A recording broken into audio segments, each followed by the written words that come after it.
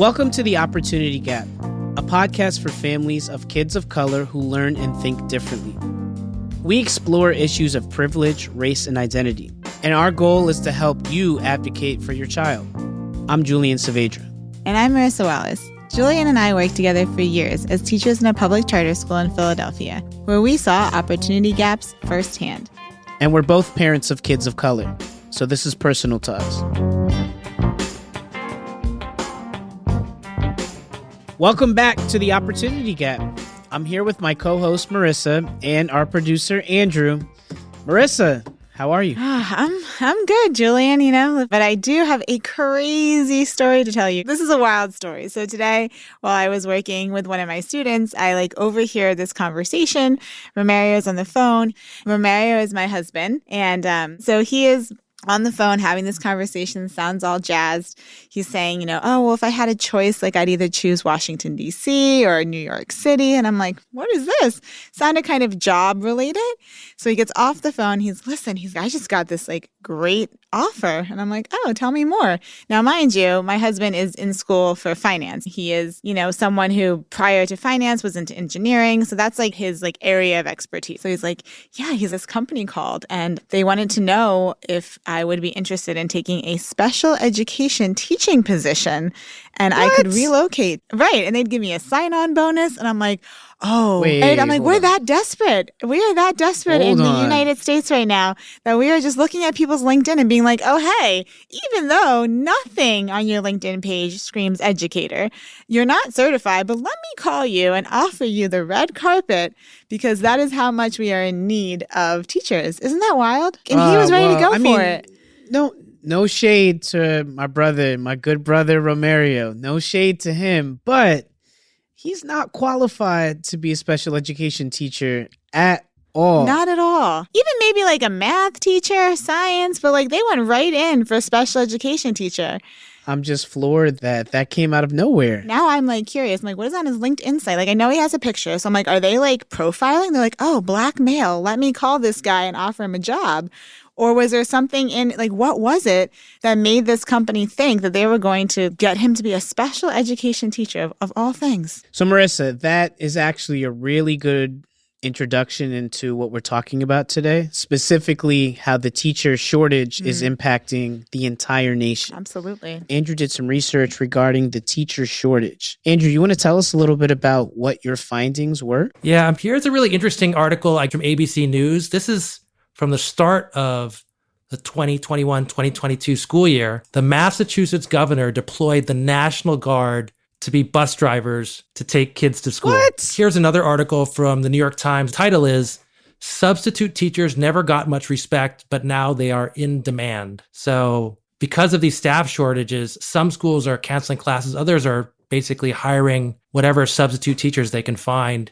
In the article, so I'm looking at now, they talk about Oregon, which passed some law or executive order basically saying that you could bypass the regular certification to become a substitute teacher. I don't know if y'all are familiar with the phrase glow up, but talk about a glow up for our substitutes. They went from the bottom to now they are highly in demand. The hard part, though, is there's not enough of them, though. Is there ever enough? Right. And that's what I'm saying. They've had such a tough time. I know, currently there's what's happening at my son's school is that they're actually to the point where their substitute shortage is real too. So what goes on is when a teacher is out, kids get dispersed throughout the school. So a good friend of mine whose daughter is also there, her 5th grade student has spent all last week in a 3rd grade classroom. Yeah. It's also coupled with the amount of teachers that are calling out because of the stress and potentially quarantining their own children.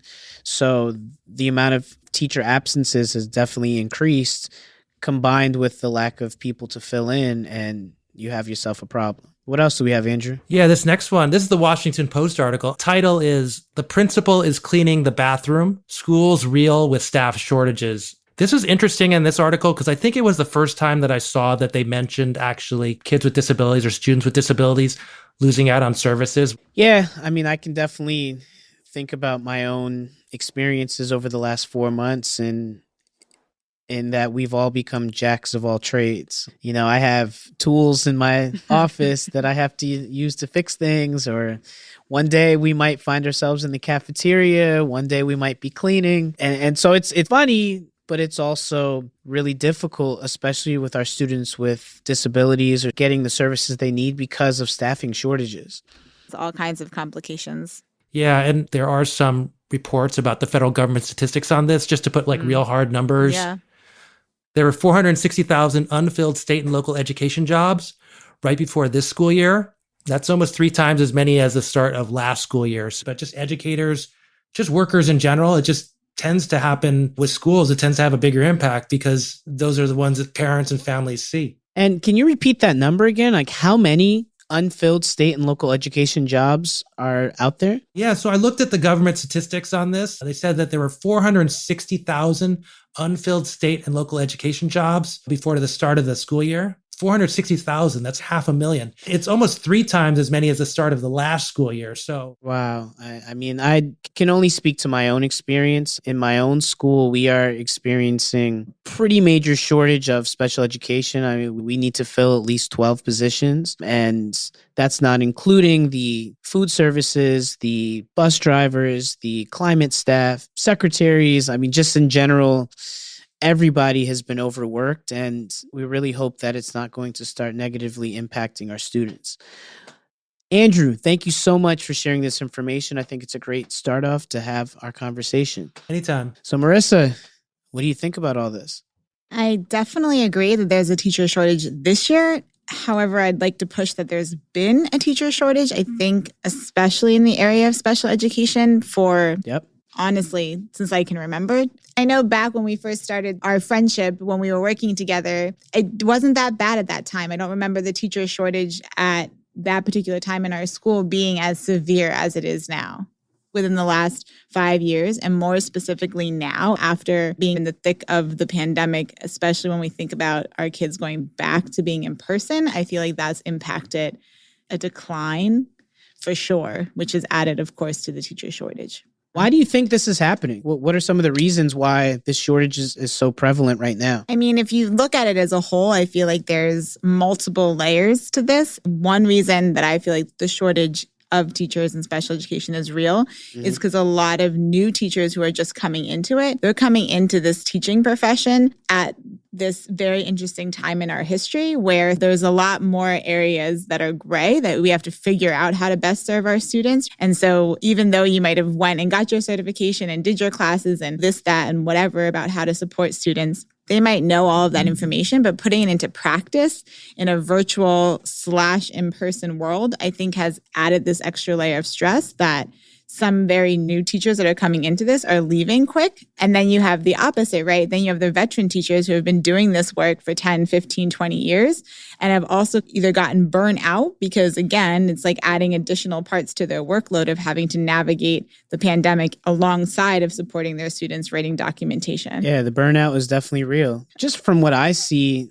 regardless of where you're located, what region you might be in, it seems like the appeal to become an educator is not as strong as it might have once been in prior generations.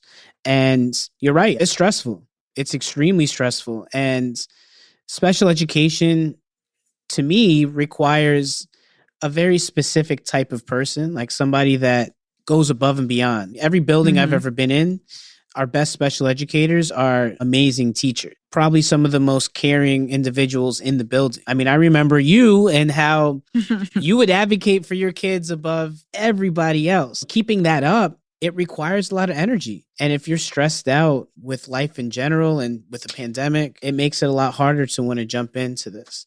I appreciate the shout out. What about our students that are people of color? What about our students who are in our marginalized communities? What about our students that are already experiencing just systemic oppression? How does this impact them? That's like a really big piece of it. And I think that our students especially our students where they're back in person, they're in urban areas where they're already struggling with having resources prior to the pandemic. Resources weren't there before. A lot of our Black and brown students then that are either going to get ignored, they're not going to get the services, so they're going to get ignored and not get the proper education, or they're going to be pushed outside of the classroom or outside of the school because their needs aren't getting met, because there's literally no one there to meet their needs. Just thinking about today, my school right now has over 40% of our students within special education, and 97% of our students are African American. Obviously, we have a large population of folks that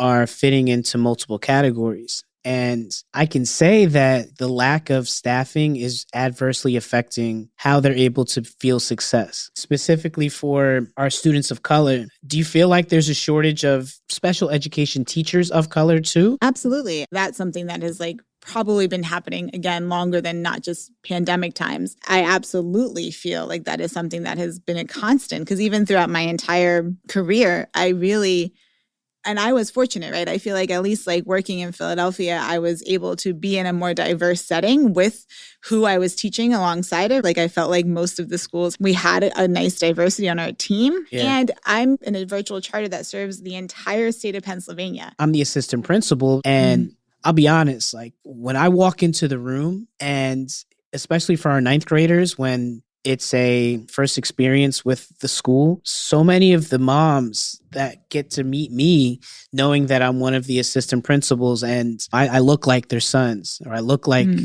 their uncles, or I look like their dad, or I look like their little brother, and I speak the same language and I relate in that area. It makes such a difference. Not to say that folks cannot relate, not to say that our white teachers can't find ways to make that happen, but it does make a difference. The representation side of it makes a difference. And so not only are our students not having staff in general, but then we're lacking somebody that they feel like they can relate to. So I guess I feel like the lack of staffing and just the struggle and the shortage of finding quality people is probably going to have an impact for years to come. And not to be Debbie Downer, this is heavy. And I'm sure you've heard a lot of things that might make you think that this is an untenable situation. And in many aspects, it is really difficult.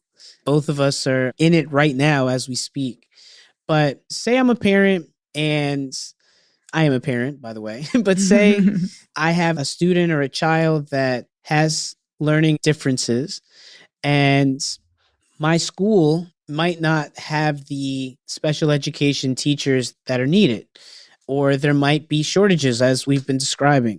What do I do? What should I be doing? And so there's the legal way to answer that question, right? And then there's the parent way. Let's go with the parent way. Let's go with the parent way first. The parent way to me, and as a parent, I'm already pretty consistently communicating with his teacher. That to me is the first line of defense, right? Is your student's direct teachers. As a parent, if you are noticing any of these inconsistencies, these shortages, that your kid is not receiving what they need to receive, do attempt to go to the teacher first and build that relationship. Trying to build that relationship with the teacher, I think, is the first step, whether it's on one of the apps that some schools use to communicate, whether it's taking a moment to drop your kid off or pick your kid up at the end of the day, having those conversations and trying to build that relationship with the teacher, I think, is the first step. You and I both know the parents that are constantly in contact are the ones that we usually pay attention to.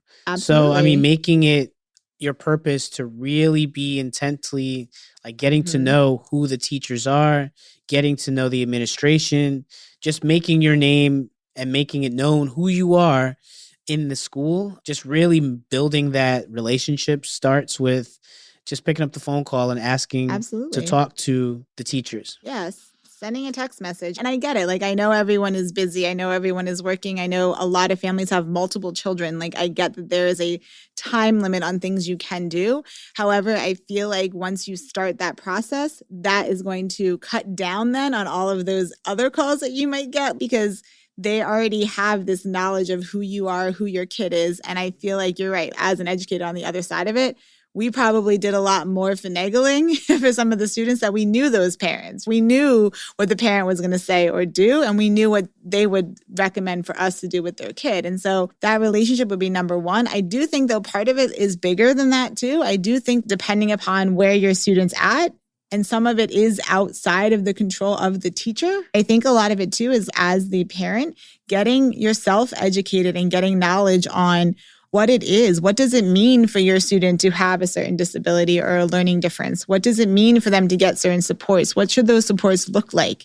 That's where I worry often too, is there has to be some ownership sometimes on the family to understand this on their own, for their own interpretation, so they know how to best advocate for their student. Because the parents that do that well, it just lends itself to so much more conversation and action. You know, have conversations with your kids.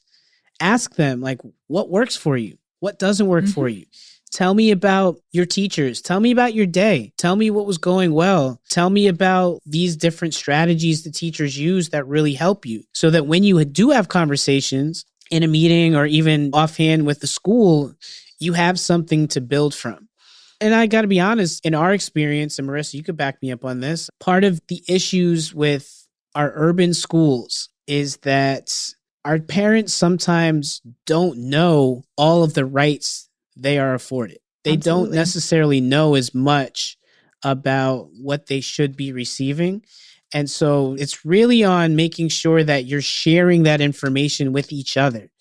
We already have strong communities, and in our communities of color, that's one of the best parts of it, is that it is a collective. We are together. Now we have to share our knowledge with each other so that we can work together collectively to demand the rights that our students are afforded. Absolutely. Being part of the process. That's the most important piece. You have to be part of the process from beginning to end. And as we think about the teacher shortage in special education, it's real. We're not going to pretend like it's not this thing that's actually happening. So it's definitely real. My thought, and especially being in the world of higher ed right now, we're already having conversations that are really optimistic about what can we change to make becoming a special educator more appealing and more accessible, because it's such a need and we need good people in these roles. And once you're in the role, there's a lot of fulfillment and there's so much you can do to see those students be able to learn within their abilities with the right teachers supporting them along the way. So I do feel like there is hope to move forward. This is where we're at now. Yes, there's a shortage. We are, though, actively thinking of ways to make it so that there is no more shortage, right? That's the end goal. There can't be this, because at the end of the day, we don't want our students to be lost. We don't want our students not to get the support they need.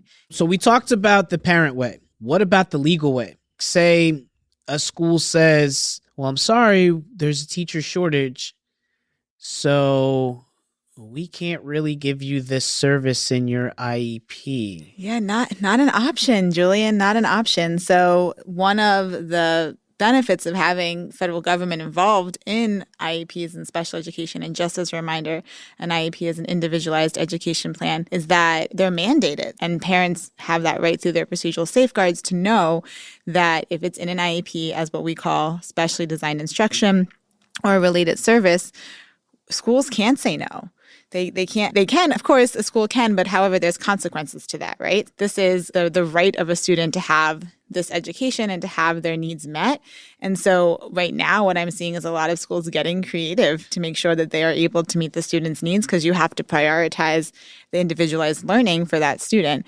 And you have to find a way, because it isn't an option, because it can turn into a lot of legal issues, honestly. And I know schools that are going through it where there is due process and mediation and overall do know their rights. And again, we have to keep in mind that our students have to be first. And it's a shame. The shortage is real and it's unfortunate. Some schools are doing better than others at finding ways to make sure that they're following the legal part and getting related services for students. I know a lot of schools are starting to do things more virtually, which is helping to address this, because that's been a way where people sometimes feel more comfortable with related services. They're not going into homes or they're not going into schools.